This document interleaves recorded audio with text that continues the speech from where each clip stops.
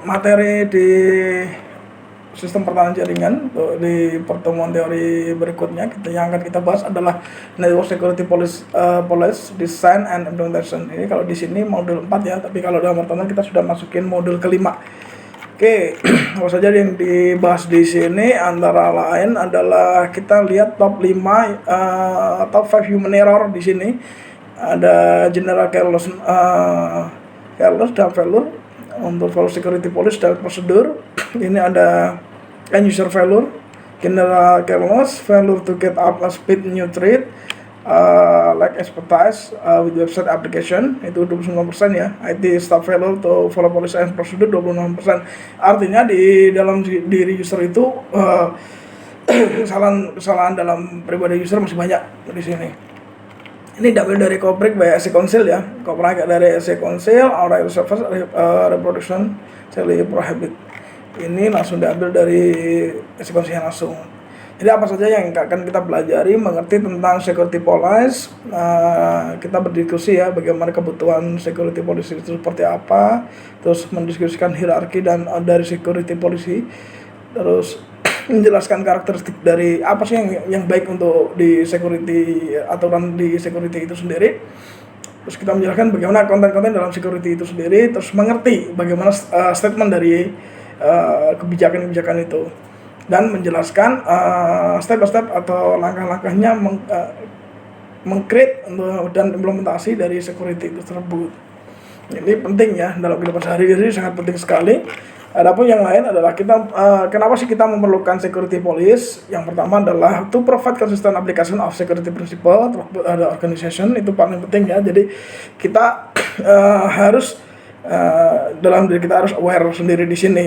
Terus memastikan informasi security standar yang kemudian ada security itu harus dilakukan oleh security awareness, harus ada di setiap orang. Terus to limit organization exposure, jadi artinya gini, tidak boleh kita menyebarluaskan informasi yang ada di dalam internal kantor atau satu perusahaan ke publik gitu ya. To outline senior management commitment maintenance secure environment itu paling penting. Artinya di sini ada untuk membuat legal protectionnya, untuk melihat responnya, bagaimana quick respon di sini, untuk menekan impact dari security incident. Jadi menekan ibaratnya terjadi kesalahan-kesalahan yang ada di terjadinya celah atau breach, security breach yang ada di luar atau di dalam kantor sendiri, untuk to minimize resiko yang ada untuk pembobolan data, terus to enhance overall data and network security. Jadi semuanya dilakukan dari pribadi kita sendiri sih. Kalau diri kita sudah aware ya nanti insya Allah aman juga. Jadi kalau kita berbicara di modul sini, saya langsung ya skip di sini ya. Saya ambil di hierarkinya langsung. Hierarki dari security policy-nya adalah laws, regulation, policy, standar, practice, prosedur, guideline. Jadi kalau mau baca modulnya saya sudah berikan link di dalam channel ini. Silakan Anda lihat channel dari CND-nya, nanti Anda bisa baca lagi. Saya hanya menjabarkan dalam bentuk-bentuk seperti ini, bentuk gambar seperti ini ya. Jadi ada high level rule oleh everyone. Jadi law, security hukumnya juga harus ada, regulasinya juga harus ada guideline-nya, ada aturan main di sini untuk abide the law. Polisinya juga harus ada, legal internalnya harus memberikan rule base-nya seperti apa, standarnya harus ada juga di sini. Standar dari ketika kita menggunakan manajemen di perusahaan itu harus ada standar standar operasional seperti apa, praktik, prosedur, dan guideline. Jadi kita memberikan praktis, metode to create policy sendiri, prosedur, set of steps create to prosesnya, guideline adalah office maintenance security. Ini harus dibuat semuanya. Ini piramidnya yang seperti ini harus ada di dalam setiap perusahaan. Jadi ada praktisnya, prosedur, guideline, standar, policy, regulation, dan law. Oke, kita next ya di sini. Dari karakteristik dari yang paling bagus nih dalam dunia security, yaitu adalah consistent and clear. Ini jelas, harus ada, understandable, prosedur harus ada toleransinya di sini, usable, realistic, comply to laws, economic visible-nya konsisten based on standard and regulation. Nah ini bisa dibaca nanti ya, apa sih maksudnya security need consistent and clear. Jadi understandable, nih policy must be easy to understand and follow. Gampang sih sebenarnya kalau bisa mau mengerti adalah pertama adalah ketika kita sudah kita masuk ke user account atau kita di browser account ya berarti kita harus logout. Jadi jangan ditinggalkan atau remember password itu jangan, nggak penting. Terus ketika kita diberikan amanah untuk mengkeep sebuah informasi ya kita keep, jangan kita ketika ngobrol di luar kita di sini tuh ada gini-gini dong, itu tidak boleh. Jangan pernah dipraktikkan seperti itu. Karena apa? Nanti di luar sana kalau orang berbicara tentang saya, berita akan mendengarkan dia pakai earphone atau pakai headset, tapi sebenarnya tidak ada musik, jadi dia mendengarkan. Itu sangat bahaya sekali, ya. Untuk perusahaan sangat bahaya sekali. Oke. Konten dari security policy adalah high level security requirement, policy description based on requirement, security concept of operation-nya, allocation of security enforcement to architecture element. Di sini harus ada semuanya ya. Jadi ada high levelnya, ada policy-nya, ada security-nya, role, responsibility, function-nya, harus ada arsitektur dan allocation-nya juga ada, safeguard-nya juga harus punya, requirement-nya juga harus. Kenapa kita kebutuhan requirement untuk security-nya seperti apa? Bagaimana sih tingkat kebutuhan dari sebuah security atau tingkatan security yang ada di level perusahaan itu harus ada role-nya, dan setiap karyawan di sana atau setiap admin atau setiap orang-orang penting di sana atau ibaratnya orang yang dipasari beberapa akun di sana itu harus paham nih aturan-aturan main atau konsep bisnis atau bisnis plan yang ada di dalam perusahaan tersebut. Oke. Kalau dilihat dari 4 bagiannya di sini ya, security requirement, policy description, security concept operation, architecture element allocation. Kalau sedangkan security requirement-nya ada harus disiplin, safeguard, prosedur, assurance. Di sini harus ada asuransinya, harus ada menggaransinya. Di sini harus penting. Jadi kalau kita punya legal seperti ini, insya Allah aman dalam perusahaan tersebut. Terus tipikal dari policy content yaitu adalah kita lakukan adalah dokumen control, dokumen location, revision history, profile, distribution, document history, overview, purpose, scope, definition, role and responsibility, target audience. Nah dari sini nanti muncul masuk di policy statement, sanction of violation, standard, policy and process, contact information, to find more information glossary RMS. Jadi artinya kita buat satu backup, jangan sampai kalau kita backup dalam satu server itu udah di backup dalam satu server itu tidak di-maintain pula, ya bahaya. Nanti kalau kita lihat ada cookies di situ bisa ditarik oleh orang lain, ini sangat berbahaya nih. Jangan sampai terjadi seperti itu. Jadi kalau kita backup tentukan tempat backupnya di mana. Jangan sampai backup dalam satu dokumen satu home itu atau home directory tersebut, jangan. Apalagi public, dokumennya public. Nanti orang gampang, ternyata ada backup di sini, dan orang bisa melihat dari backup tersebut. Itu sangat berbahaya sekali dan sangat vital. Tuh, jangan sampai terjadi di situ. Oke. Dari policy statement di sini, policy is only effective written very clear and formal style. Jadi several good example-nya adalah seperti ini ya.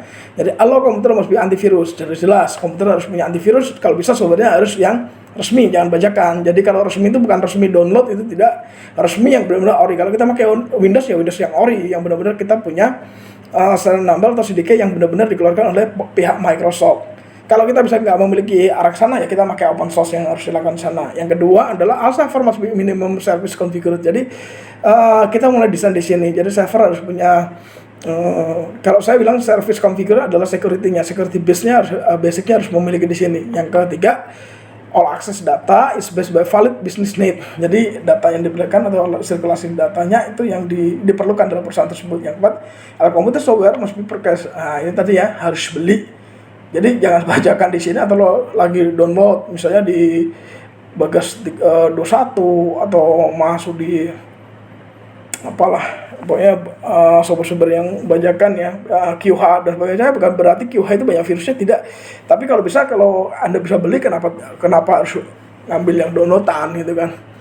Boleh sih kita hemat tapi nggak segitunya, karena kalau kita berbicara security ya tolong jangan sampai kita software itu yang kita pakai adalah software yang downloadan. Yang kelima, copy of file backup restoration media must be keep in off the site backup media. Nah, tadi saya sebutkan ya, jadi tidak boleh satu server, jadi ada backup lagi yang lainnya. Boleh di cloud, boleh yang cloud nggak cuma satu, tapi cloud punya 10, 1, 2, 3, 4, 5 itu nggak apa-apa. Email juga harus kita aktifkan 5, 1, 2, 3, 4, 5. Misalnya kita punya banyak email ya kita saling menghubungkan atau saling kaitkan di situ. Yang keenam adalah file unit use. Then nobody is permitted to abuse different staff, harass, detain anyone as violate the local international cyber law. Jadi harus aja punya legal hukumnya di sini ya. Jadi ada perlindungan hukum nanti di beberapa aplikasi yang kita buat di situ. Oke, kita lanjut di step of create and implement security police. Ada perform risk assessment, ada learn standard gitu kan. Jadi yang merah ini yang tandanya senior management. Masih ada set clear penalty, publish, read, sign and understand policies, enforce policies, train, employer, dan review update. Kalau bisa harus ada digital sign. Jadi siapa yang mengeluarkan harus kita lihat nanti. Kan kelihatan nanti dari digital sign-nya seperti itu. Terus kalau dalam server ya kita gunakan SSO-nya, single sign on yang digunakan. Jadi insya Allah lebih aman di situ ya. Kalau menggunakan single sign on, jadi kita tahu nanti yang masuk siapa user siapa saja kan. Enak nih, buat monitoringnya lebih enak di situ. Terus consideration before design a security police. Jadi yang pertama adalah what is purpose. Jadi tujuannya apa? Adakah training di sini? Does policy comply the organization objective? Harus ada based on some standarnya seperti apa? Fall under policy-nya. What how many people fall under the policy? Jadi berapa orang yang ada di sini yang akan kita lakukan untuk memperlakukan kebijaksanaan dari security di perusahaan tersebut atau aturan main dalam perusahaan tersebut. Yang berikutnya adalah what amount information as employer must know to their job. Jadi semua harus paham jenis pekerjaannya. Jadi kita harus tahu yang namanya kalau saya bilang adalah bukan POC-nya ya, ibaratnya standar operasional dan tahu apa pekerjaan saya harus lakukan, dan detailing dari sebuah polisi itu bagaimana link dari metode linknya dari satu bagian ke bagian yang lainnya, bagaimana kebutuhan dari staffnya itu harus diberlakukan semuanya. Jadi ini bagian dari consideration before design. Jadi kita harus memperhatikan dulu sebelum kita desain, kita harus memperhatikan beberapa aspek di sini. Boleh ditambahkan kalau misalnya perlu, kurang bisa ditambahkan yang lain sesuai kebutuhan dengan perusahaan yang Anda jalani. Oke. Design of security policy di sini ada guidelines of cover following policy sector point, yaitu adalah detailing description of policy issues dari functionality of those affected by the police, description about status of police, ini jadi sini ya, applicability of police to the environment, consequence non compliant dari compatibility level of the police is necessary. Jadi ada dokumen, ada standar untuk saya gunakan di sini mungkin bisa dengan PKI-nya. Kita menggunakan public key infrastrukturnya, ada standar safeguard-nya atau firewall-nya, dokumennya juga harus terstruktur di sini dan harus ada namanya arsifan. Di situ ya harus ada arsip. Jadi nanti enak. Nanti kalau kita memerlukan data-data itu lebih enak. Oke. Dan lanjut berikutnya, apa sih yang perlu harus di checklist untuk pas ketika kita implementasi? Ya tadi make sure security improvement senior management. Jadi tadi ada kita bahas tentang senior management. Ya, senior management berarti di situ levelnya kalau saya sebut adalah pos adminnya dari kita bawa di sini. Jadi ketika kita mengajukan sebuah level-level atau role security nanti akan di cross check atau di checklist oleh dari senior management security yang di sana. Oh ini benar atau enggak, atau pas, atau bisa menggunakan standar ISO misalnya ISO 2700 atau yang lainnya boleh, atau bisa menggunakan NIST framework cyber security, misalnya kita melakukan apa saja yang harus dilakukan, terus bagaimana mekanisme ketika nanti terjadi insiden, terjadi threat atau terjadi intruder di situ atau terjadi attacker, apa sih langkah yang harus kita lakukan? Berarti kita harus membuatkan rule dan juga aturan mainnya atau quick response-nya seperti apa. Terus ini tadi tambahan ada koordinat dari develop prosedur dari proses. Jadi ada kalau saya koordinat di sini lebih enaknya adalah koordinasi antara perbagian yang di sini lebih cepat. Terus harus yang ini penting. Jadi ini adalah bagian dari plafonnya dimiliki oleh senior manajemen yang di sini adalah awareness. Jadi paling penting adalah awareness dulu. Kalau kita sudah aware terhadap diri kita sendiri, aware terhadap dengan job description kita, insya Allah kita sudah paham rule yang harus kita kerjakan dan pekerjaan apa yang harus kita lakukan. Oke, di situ ya tentang desain ya. Tipe dari informasi security-nya adalah enterprise dari ISP, dan SSP. Jadi kalau di sini ada banyak ya, sampelnya adalah aplikasi policy, network device security policy, auditing, backup and restore policy, system security policy, and server. Ini punyanya ISP atau Enterprise Information Security. Sedangkan isu specific security police atau ISP itu sampelnya adalah remote access atau wireless police, incident response plan, password police for personal device, user account police, internet and web user police. Ini punyanya dari ISSP. Dengan sistem specific security police SSSP, ya triple SP gitu ya. Contohnya ada DMZ, the Military Zone Police, Encryption Police, Accessibility Users Police out di sini. Terus Police for Secure Cloud Computing, Police for Intrusion Detection and Prevention di sini, ada IDS APS di sini. Access control. Jadi di sini boleh pakai honeypot, honeynet, boleh dilakukan bebas. Teman-teman boleh melakukan proses. Kita mau membentuk tentang honeynet boleh. Kita mau membentuk honeypot boleh. Kita mau membentuk honeynet boleh. Kita mau pakai OSEC untuk IPS ADS-nya boleh. Kita mau pakai slot juga boleh. Kita mau pakai StatTarget atau yang lainnya boleh. Atau pakai farmnet juga boleh. Banyak sobat-sobat yang bisa kita tentukan di SSP di sini. Oke. Yuk. Internet Access Policy dari Permission Police, Paranoid Police, Prudence Police. Di sini no restriction. Kalau di permissionnya adalah danger service attack, ini harus diblok. Jelas non danger block it. Policy saya bikin behavioral restriction. No whole block, no whole danger space, impossible to keep up with current exploit. Administration always play it up. Everything is forbidden. No internet of severely. Jadi ini yang bisa dijabarkan dari Internet Access Policy. Artinya ya udah, kalau misalnya kita mau setting seperti ini biar gampang lancar, kalau pengguna Windows tinggal setting di UAC-nya. UAC-nya adalah UAC di sini ya, user change user account setting. Jadi kita defaultnya adalah di sini, tinggal kita settingkan di always notify me. Ini ketika kita instalasi dan sebagainya nanti akan di restrict oleh Windows itu sendiri, karena Windows sendiri sudah menjalankan di Defender-nya sendiri. Kalau Linux ya kita tinggal aktifkan firewall. Sebenarnya sudah aktifkan firewall di Linux, itu sudah aktif dari awal. Cuma lebih enaknya lagi kita setting atau konfigurasi ulang biar lebih nyaman. Atau bisa pakai Linux Stability lah, otomatis kita malas nyeting bisa pakai Linux Stability di situ. Ya apa sih, misalnya kita lihat Stability sini contohnya adalah Stability Linux ya. Ini contohnya, kalau saya menggunakan di Linux Stability, ini sudah cukup setting pakai ini, sudah jalan sendiri. Biasanya sih kalau saya menerapkan di beberapa warnet, saya pakai open source-nya ya, saya pakai semua prosesnya pakai Linux, itu udah lebih dari cukup. Oke, acceptable use policy dari desain khususnya dari read and copy-nya boleh di-allow, boleh tidak, atau share-nya juga boleh. Selalu permit to use ROS-nya file, jadi kita boleh mengizinkan atau tidak.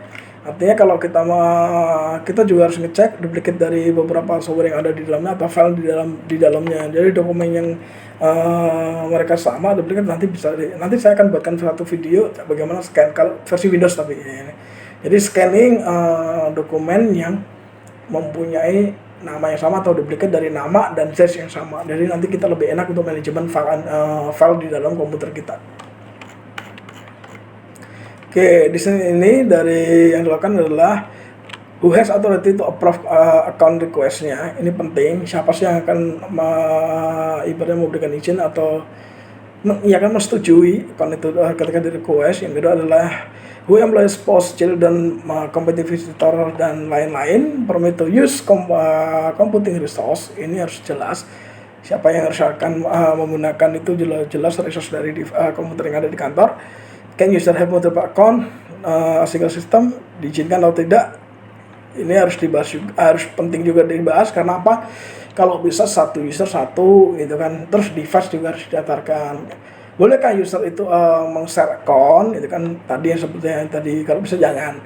What are like responsibility of user, jadi mereka harus tahu tanggung jawabnya masing-masing sesuai dengan pekerjaan masing-masing. Account disable and archive, jadi ketika sudah tidak masuk ya udah disable dan di archive. Oh ini udah pernah dipakai, udah selesai. Oke, begitu ya tentang network security portion device. Nanti bisa teman-teman baca lebih detailnya lagi sampai lebih ke dalam lagi. Nanti ini sebenarnya cuma tinggal baca-bacaan aja sih kalau kita lihat di sini. Jadi sama kenapa ada informasi protection policy-nya, jadi harus kenapa sensitif. Terus di sini informasinya kenapa sangat sensitif ya, karena data itu data pribadi, maka data dalam perusahaan, makanya kan dia sensitif di sini ya. Terus siapa yang boleh mengakses, kalau ada firewall, siapa yang boleh mengakses, ini tentang mekanisme yang boleh mengakses. Jadi sudah di atas sudah ada semuanya. Role-nya tinggal dibuat. Tadi saya sebutkan tentang tentang IDS-nya, setting konfigurasinya, kalau ada IRP-nya seperti apa, ada tagnya seperti apa, kita buat di sini. Oke. Terus tidak perlu request terlalu banyak juga di situ ya. Terus ada network connection police, dari install new resource, approve installasinya, new document network security agreement. Oke, seperti itu tentang security police design implementationnya. Jadi lebih detailnya nanti silakan nanti bisa langsung dibaca ya. Jadi di Gmodo sudah saya berikan di depan ya, nanti tinggal linknya sudah ada, tinggal rekan-rekan kalau mau baca tentang modul CAD secara lengkap tinggal udah download aja, tinggal baca-baca sendiri. Ini contoh di cyberlaw different country-nya seperti ini ya. Jadi bisa dilihat ada beberapa link United States. Ini ada websitenya corporate.gov, USPTO.gov, ini juga ada sendiri. Ini CSRC, NST saya biasanya pakai yang ini ya. 1-2 ini saya pakai di sini 2 ini. Terus paling enak saya pakai di situ. Oke. Intinya adalah security police outline constraint-nya adalah using rule and regulation concerning every aspect of organization network policy. Ini sama ya. Jadi trainingnya harus ada, awareness dari setiap orang yang bekerja bersama itu juga harus ada. Oke, cukup sekian dari saya. Terima kasih dan sampai jumpa pada sesi materi teori berikutnya. Oke, see you.